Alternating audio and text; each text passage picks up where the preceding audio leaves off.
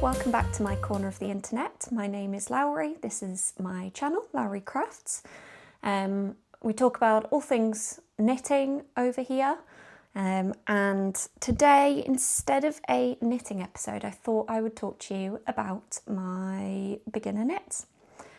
So I don't know about anyone else, but it is the change in weather, the change in season this time of year that makes me very reflective. And sometimes makes me want to turn my life upside down and get completely new hobbies and completely new habits and become an entirely new person. More so than New Year's Eve, to be honest. And I think it's because I associate this time of year with back to school, even though I'm not in any form of education anymore. But anyway, that's made me a little bit reflective. And I have been looking back at some of my earliest knits, just looking at kind of what went well, what went wrong, what I've learned since then. So I thought I would talk you through my first 5-ish knits. I'm omitting something that I made for my partner because that is with him. We don't live together. And I can't really testify to kind of the wear of it, although he does wear it and seems to enjoy it. But I thought I'd just stick to things that I knitted for myself, so that I've got a better grasp on kind of how they wear. I've got opinions on those things. Some of these projects were more successful than others. Some of them were not very successful at all. Some of them were really successful, and there's no kind of real linear progression to that. So I hope, if anything, this demonstrates that you can have ambition as a beginner knitter, that you don't need to knit things that are specifically labelled for beginner knitters if you don't want to. You can try new things, but also that knitters, whatever hobby you're doing, you're kind of learning and developing your skills as you go along at all points in time. You're kind of never not learning, I guess. So progression isn't linear, and that's absolutely fine. The first thing I ever made, the first garment that I made, so this would have been about April last year. April last year that I would have finished this, April 2024. So I've been knitting garments consistently now for about a year and a half. And the first thing I made was the Darling Wrap by Knitting for Olive. Now, it was a bit of a disaster, to be completely honest. This much of a disaster. This is the yarn that I used. This is the Majo Garn merino. My hair is in everything. This is the Majo Garn merino in their colour anemone. It's a lovely colour. I originally bought this to knit a blanket while I was bored out of my mind between finishing my masters and getting a job, and then became bored out of my mind knitting the blanket, so I unravelled it. And I used it to make the Darling Wrap. The Darling Wrap was not a good choice of a first pattern, to be honest. I know I just said you don't have to knit things that are beginner friendly as a beginner necessarily. The Darling Wrap was not a good choice for a number of reasons. One, because it's bottom up. I just don't like bottom up, to be honest, but I think as a beginner or as a kind of new to knitting garments person, bottom up wasn't very helpful because I couldn't try the garment on as I went, and I didn't have as good of a grasp as I do now on kind of my measurements, what kind of fit I enjoy, what works for my body. I think as well, my yarn choice was not fantastic. This stuff is fine, like this is good wool. I held it with a hand-dyed suri alpaca, and that was just really, really warm. It made the garment really warm. And that wasn't the most appropriate fabric for this pattern because it's like it's quite tight fitting. It's kind of like neutral ease, maybe. I don't actually know what's listed in the pattern, but it's quite a tight fitting wrap cardigan. I will put some pictures in of me, if I haven't already at this point, I will put some pictures in of me wearing it, because obviously I can't put any B-roll footage in because I don't own it anymore. I tried to knit this pattern out of the Knitting for Olive book. So here it is. It's beautiful. It's a lovely book to flick through. It's gorgeous. The patterns look fantastic. I've not been back to this book since I tried knitting the Darling Wrap, because I had quite a poor experience with the pattern as it's printed in this book. Now, I live in the UK, so the version I have is in English. I don't know whether there's a different version for the American versus the European market, but that's the version of this book that I have, I guess. And the pattern, as it's printed in here, is just wrong, which is quite frustrating. Hang on, let me find it. Okay, so I've got the pattern. This is the Darling Wraparound Cardigan. You knit bottom up. So you start with the ties, the bottom of the ties. You knit both ties alike, and then you attach them to the body. You work short rows and decreases to shape the wrap, and then raglan, sleeves, etc. The first line of this pattern says row 1, right side, and then it lists the instructions for creating essentially the setup row for the rib pattern that is all over the body. That's wrong. It's not the right side, it's the wrong side. So we're off to a bad start already, to be honest. So it took me about 4 goes of knitting and unravelling and trying to figure out what the hell was going wrong, because I was taking that quite literally. I was assuming that the book was right and that was the right side. And then when it gives instructions later to join the ties to the body, it tells you to do it with the wrong side facing. So I was obviously lining them up wrong, so the ribbing pattern wasn't continuing at the body. It was looking wrong. It was becoming inversed when I attached them, because I was taking the instructions in the book literally. Because I was a new knitter and I was less familiar with kind of patterns and pattern writing, and kind of I just had kind of less knowledge, I guess, on kind of what a pattern looks like and what to expect with particular constructions as well. So I couldn't really anticipate. I kind of knew something was going wrong, but I couldn't really anticipate what the problem with the pattern was at this point. So those were the first problems that I encountered. And then once you have started on the main body, you immediately do German short rows. And this is where the other part of the problem comes in. So before you start the German short rows, the pattern tells you to place 4 markers, and it doesn't give any instructions other than PM, place marker. Then when you do the short rows, it tells you essentially to work the short rows between 2 markers. So it says you work to the first marker, you do some stitch patterns, and then you work the stitches as they appear to 2 stitches before the next marker.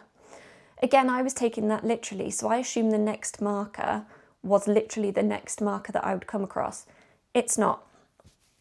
So the 4 markers that you place come in 2 sets essentially, and they're different, they serve different functions. 2 of them are edge markers. They mark kind of the boundary between the bulk of the body and the kind of edge of the wrap cardigan, which continues the rib patterning from the ties. And then 2 of them are side markers, and they're literally at the side. They mark the side of the body. It doesn't tell you that in this book. When you place the markers, they're not labelled in any way. It just says place marker. So, and again, if I had more experience when I came to knit this with kind of knitting, with patterns, with raglan constructions, I don't know, any of those sorts of things, I probably could have anticipated that, well, normally you do German short rows kind of centrally aligned, if that makes sense. You don't do them just on one side of the body, so something must be going wrong here. It must mean work from one side to the other. But that wasn't the kind of expertise that I had at that point, so I just didn't really understand what was happening. I was ending up knitting short rows just on one side of the body. It looked wrong. I would get to the point where it would say to the next marker, and I'd be like, but there isn't another marker now. It was just completely, my knitting was completely misaligned. So that was really frustrating, and in the end I actually purchased the pattern for this off the Knitting for Olive website to see if the digital version was any different. Spoiler, it is. The digital version's completely fine. But it has all of this information in, so the mistakes that are in the printed version aren't there, and the markers are labelled as well, so it's really obvious which one you're knitting to. I understand with kind of physical pattern printing, with knitting books, things like that, patterns tend to be more concise for kind of space saving, but like there's so much space on this page. They could have labelled stitch markers as E for edge marker and S for side marker. So that was quite frustrating, to be honest, and made the knitting experience a bit more frustrating as well. Other than that, generally, the rest of it was fine. I think I learnt in knitting this that I don't like a tight fit around my arms and my armpits. That's something that I've kind of come to learn as I've gained more experience with knitting. I just don't like fabric all up in my armpits. It's so uncomfortable, especially with this wrap, because I knitted it in wool and suri alpaca lace. All that fluff all up in your armpits, gross. It's so uncomfortable. I obviously made some mistakes as a beginner knitter with this as well. I knit the sleeves way too long, so I don't think I've got a picture of this, but the sleeves on this were just too long, like a few centimetres too long. And then somehow one of the sleeves was a few centimetres longer than the other one. I just completely miscounted my increases for the sleeves. I don't know what I did, but I miscounted the rows between some increases, and one of them just had a really large portion of knitting before the next increase, and it just made it really ridiculous. The sleeves looked silly. So I frogged it. It exists in balls now. I couldn't manage to save the suri alpaca, but I'm not kind of fussed about that, to be honest. So overall, I was very proud of myself when I finished it, and I did wear it a few times. Now that I've gained more experience with knitting, it's, in hindsight, not my finest work. I will be ranking all of my knits. I'll rank them 1 to 5. We'll put the best at the top, the worst at the bottom. No guesses, no prizes for guessing where this is going. Straight to the bottom. Number 5. The next thing I made was the Celeste Cardigan by KnitsForDays DK.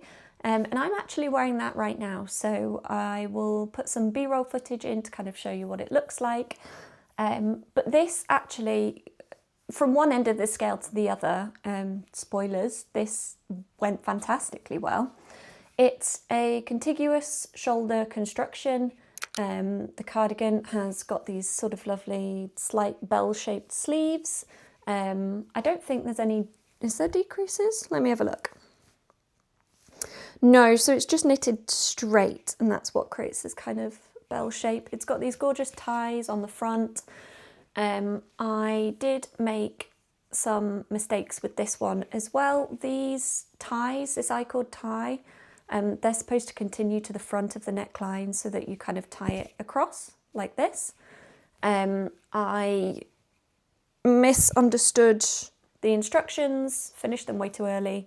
By the time I realised, I decided that actually I couldn't be bothered to undo it. So I just put 2 extra, instead of just putting one here, I put another one further down. I'll show you in the B-roll.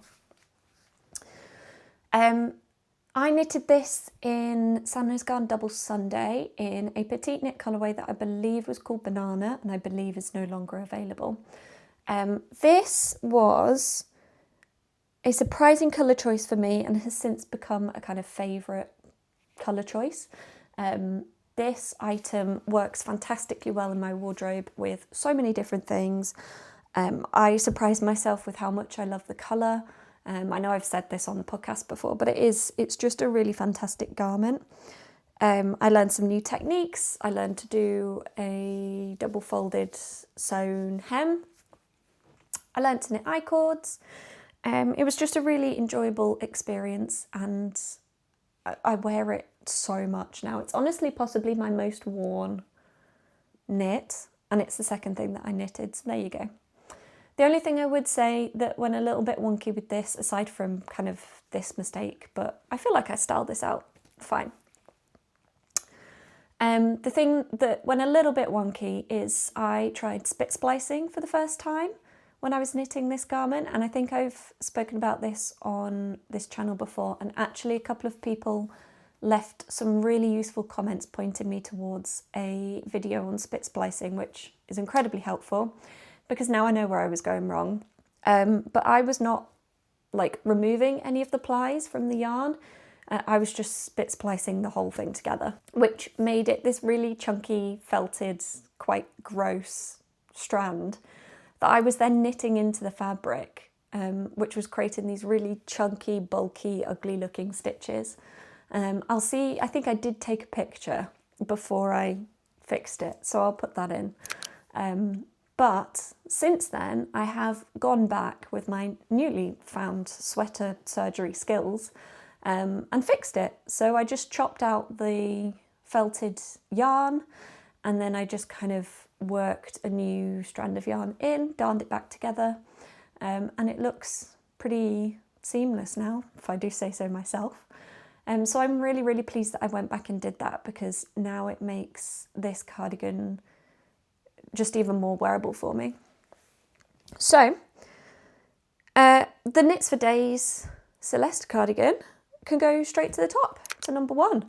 I feel like I said less about this, but I know I have talked about it on the podcast before, and I have less to say about it because it didn't go as wrong as the darling wrap. The third thing that I knit was the cloud top by PetiteKnit. So,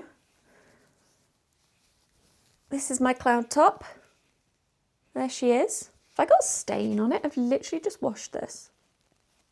I don't think so. What is that? What is that? What is it? Oh, who knows? This is my cloud top by PetiteKnit. I don't have a huge amount to say on this. It's a sleeveless top. I really enjoyed the pattern, and I think I am going to make it again. I, at this point, was getting into the idea of colour palettes and colour theory, and I think take it with a pinch of salt. You wear whatever colours kind of bring you joy and make you happy, but for me, I was kind of starting to think about and understand the kind of colours that I gravitate towards, what was already in my wardrobe, what I enjoyed, what I felt looked good on me. And in particular, browns are something that I think I've struggled with previously because I am quite cool undertoned. I don't know if that comes across on camera. I am quite pink on camera, I think. But I'm very cool undertone. I'm very pink, not very yellow undertone or anything like that.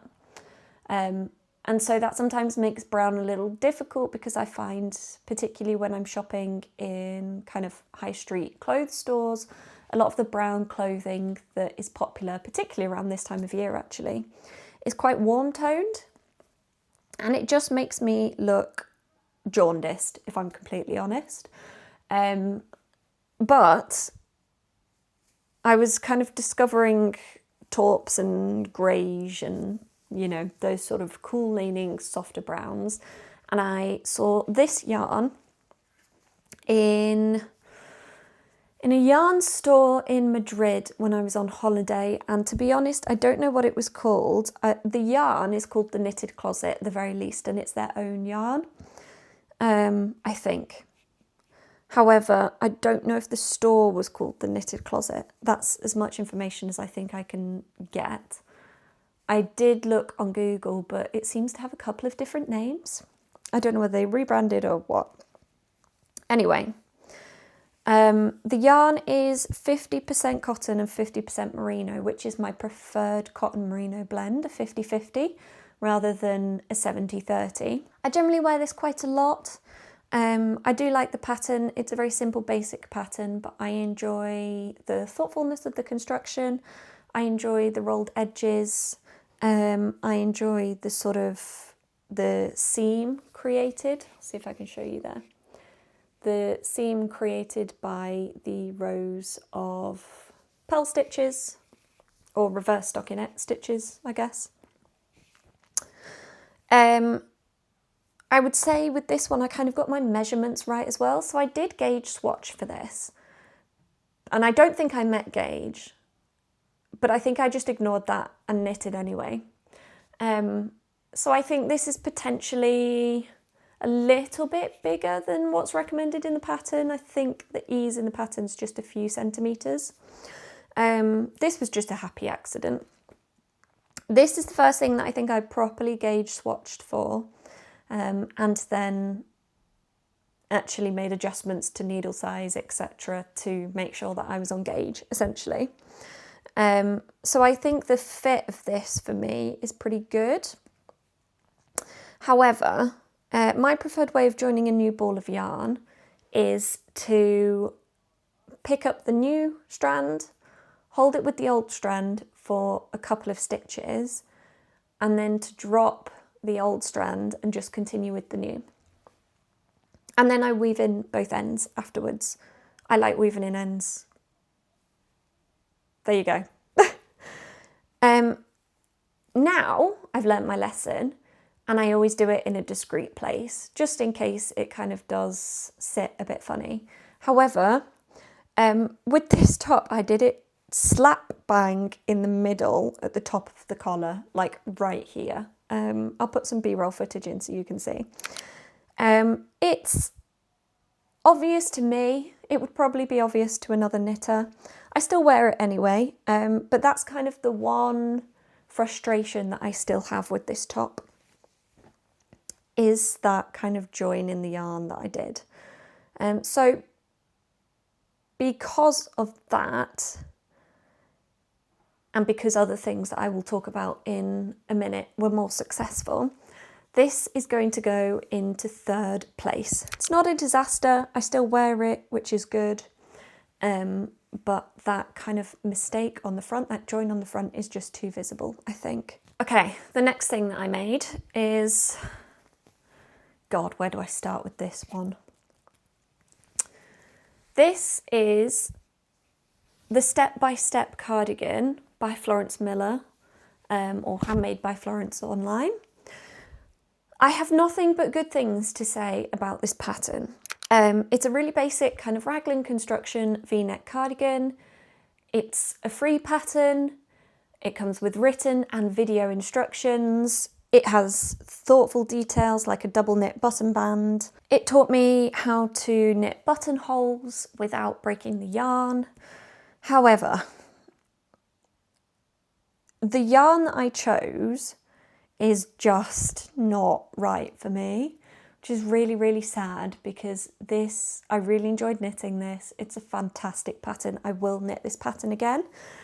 The yarn, however, was such a poor choice from me that this is actually unwearable. So I have quite sensitive skin. I've always known this, kind of, it wasn't a surprise to me when I started knitting. Generally don't use mohair of any kind because mohair irritates me. Even the Knitting for Olive one, which I can generally get along with fine. I think I've decided I just prefer my garments without mohair anyway.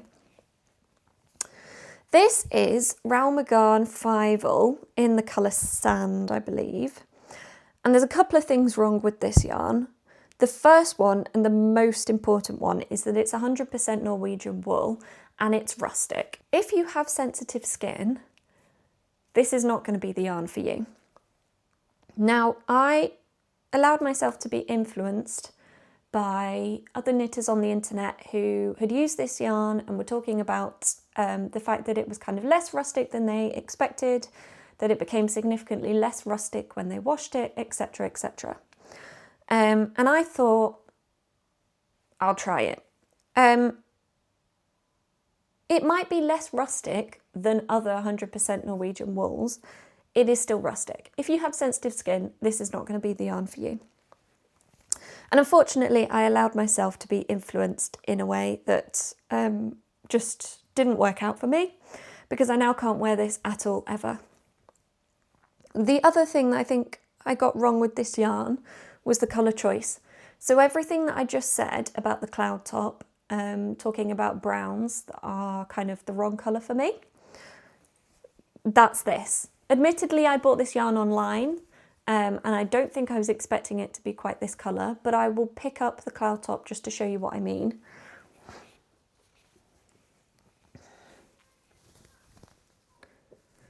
Look at the difference in these two browns. Look at how much more yellow, is that correct? This one leans more yellow than this does, and holding them together you can quite clearly see that. And that was kind of the major problem really with the colour of the yarn, is that this just makes me look a little bit sickly, I think. So this was the wrong yarn for me on a number of fronts, and it's really sad because I love the pattern, but I will make it again. However, it is unwearable for me, which means it does have to go in 4th place, but it is still existing in finished form, which is testament to the quality of the pattern. And I will be donating this because I think it is a perfectly good piece of clothing. It just doesn't suit me. The other thing I would say about this actually is that it suffers from short sleeve syndrome, which lots of my early knits suffer from. It's kind of bracelet length, but really I need it to be a few centimetres longer. When I hold my arms up, it becomes notably shorter, and it's just not the length that I like to wear my sleeves at. So there you go. The last thing that I actually knit was a test knit for Wemadewardrobe, and it was the Niva Sweater. So this is it. This is she. She's very beautiful. It's kind of a raglan construction, a wide rib pattern on the body, and this really chunky double folded kind of mock neck collar. It has some really lovely details. It's got a split hem. The back is slightly longer than the front. This was my very first test knit. It was so much fun. I really, really enjoyed doing this. I knitted this in Gepard Woolia. I don't know what the colour is called, but it'll be their dark green. That's not the olivey green. It's probably called Forest or something like that. They're always called that. I'll find out and put it in the description. And this was a really good find for me. This is about the wooliest thing that I can tolerate. I would say Gepard Woolia is kind of woolly. It's more woolly than other merino wools, but it's still soft enough that I can kind of tolerate it. This was a relatively straightforward knit, aside from the provisional cast on that we had to do for the double folded collar, which I'm not going to lie, I struggled with, and I still struggle with provisional cast on. I think I need to learn to crochet a chain to do the provisional cast on that way, because the way I do my provisional cast on is the kind of wrap method. So you hold 2 needles together, or like a needle and some scrap yarn, and then you wrap your working yarn around both the needles, or the needle and the scrap yarn. I didn't explain that very well. If you want to learn to do provisional cast on, don't look to me. My tension's always a bit weird at the end.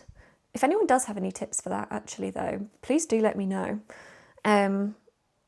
Or if it's just that I need to learn to do it with a crochet hook, then tell me that as well, if it's infinitely easier. Well, honestly, I don't have too much to say about this one. I think this is generally a colour that I don't mind on myself, but it's not something I necessarily always gravitate towards. I think it is kind of a cooler leaning dark green. I just don't normally gravitate towards dark green so much anymore. But I do really enjoy it. I wear it quite regularly in the winter. I would just say that it doesn't bring me as much joy as the Celeste Cardigan does. So for that reason, it is going in second place. Also, this thing actually, and I don't know whether it's just because I knitted it to pattern because it was a test knit. Maybe my problem with sleeves was that I just get bored of knitting the sleeves. I always think they're going to grow more than they do in the blocking process. And usually when I'm using non-superwash merino wool, what I actually find is they don't grow at all. This is quite bubbly actually. This needs a depill. Anyway, what am I talking about? Sleeves. These sleeves don't suffer from short sleeve syndrome, which is great. Yay. So that's everything that I had to share with you. I hope that was useful for somebody. If you are a beginner knitter, hopefully it helps you avoid some of the mistakes that I made. If you take anything from it, let it be that you don't have to knit beginner things. Let it be that you can unravel the things that you've made and start again. You can unravel them a number of times. I have unravelled that purple yarn at least twice now, hopefully not a third time. And that it's okay to be ambitious with your early projects. Some of my earliest projects, particularly this, are some of my favourite knits. So there you go. Please tell me what your beginner knits were. I would love to hear about them. I'd love to hear if you had any huge successes or disasters. I'm here for the gossip. If you're knitting any of those patterns at the moment, tell me what your experience is like with them. Tell me what you're knitting at the moment, and I will see you again shortly. I'm wishing you a restful and peaceful rest of the week, and if you are playing yarn chicken, I hope you win. Bye everybody.